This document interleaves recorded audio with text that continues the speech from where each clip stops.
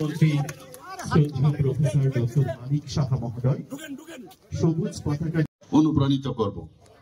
জয় হিন্দ।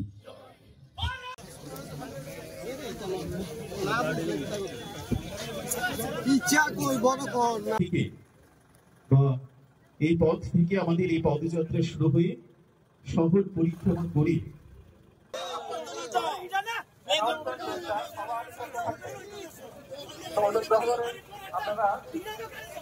প্রতিমূর্তি নিয়ে বা একতার সংকল্প নিয়ে এই পদযাত্রায় সামিল হয়েছি। একতাবদ্ধ ভারত, এটি ভারতের বৈচিত্র্যের মধ্যেও ঐক্যকে তুলে ধরে। দেশের বিভিন্ন রাজ্য, ভাষা, সংস্কৃতি এবং ধর্মকে একসাথে মিলিত অত্যন্ত চেষ্টা করি আমাদের এই প্রাণপ্রিয় ভারতবর্ষকে সুন্দর এবং বিকশিত ভারতে পরিণত করব। আমরা একতাবদ্ধ হয়ে আমাদের দেশকে শক্তিশালী করব এবং দেশের কৃষ্টি, সংস্কৃতি, ঐতিহ্যকে জাতীয় পতাকা হাতে নিয়ে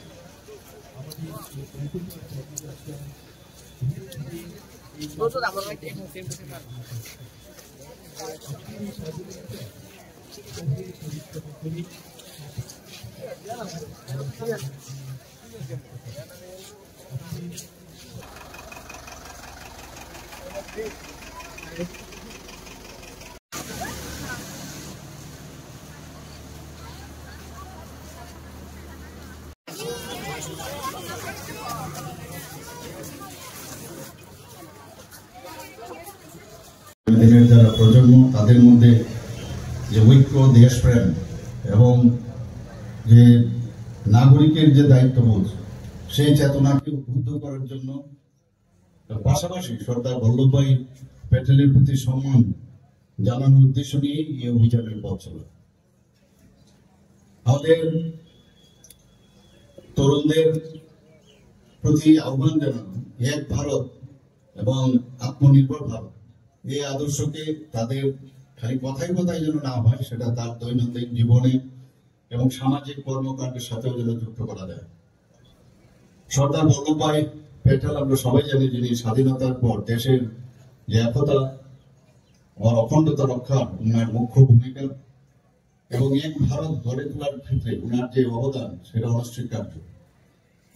ভারতের স্বাধীনতা প্রাপ্তির সময়কাল থেকে যদি আমরা 1947 থেকে 1949 পর্যন্ত আমরা দেখি, সর্দার প্যাটেল প্রায় 562টি যে রাজন্য শাসিত অঞ্চল ছিল তাকে আমাদের এই দেশের সাথে অন্তর্ভুক্ত করেছিল এবং সেটা একমাত্র সম্ভব হয়েছিল তৎকালীন সময়ে সর্দার বল্লভভাই প্যাটেল, যিনি তখন হোম মিনিস্ট্রির দায়িত্বে ছিলেন, এবং ওনার যে দৃঢ় সংকল্প এবং মানসিকতা, বলিষ্ঠ পদক্ষেপ, তার জন্য সেটা সমস্যা সম্ভব হয়েছিল। সর্দার বল্লভভাই প্যাটেল দেশের যে একতা ও সংহতি, যে আমি বলতে পারি যেটা আমাদের জন্য একটা প্রতীক, 2014 সাল থেকে সর্দার বল্লভভাই প্যাটেলের প্রতি সত্যিকারের অর্থে যদি সম্মান দিয়ে থাকে আমাদের মাননীয় প্রধানমন্ত্রী শ্রী নরেন্দ্র মোদীজি, সেটা দিয়েছেন। এবং এই 2014 থেকে একতা দিবস পালন করার ঘোষণা দেন। এর আগে আমরা কোন প্রধানমন্ত্রীজিকে আমরা দেখিনি যে ওনাকে সেভাবে সম্মান দেওয়া।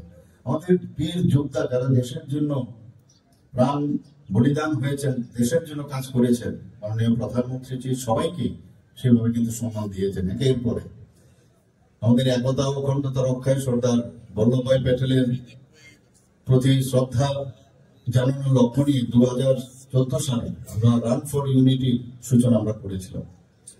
2018 সালে গুজরাটে আমরা সবাই জানি যে নর্মদা নদীর তীরে এক পূর্ণবয় যে মূর্তি মাননীয় প্রধানমন্ত্রীর হাত ধরে সেখানে স্থাপন হয়েছে এবং বলা যায় এটি বিশ্বের সবচেয়ে উচ্চতম স্ট্যাচু এবং দেশ বিদেশ থেকে প্রচুর লোক সেখানে যায় এবং এর যে মূল উদ্দেশ্য সেটা হচ্ছে আমরা দেশকে, দেশের প্রতি যে আমাদের দেশাত্মবোধের ভাবনা, সেটা জাগ্রত করা, দেশকে আরো শক্তিশালী করা এবং সমৃদ্ধ ভারত যাতে গড়তে পারি সেই নিয়ে দেশ প্রেমে আমাদের উদ্বুদ্ধ করা।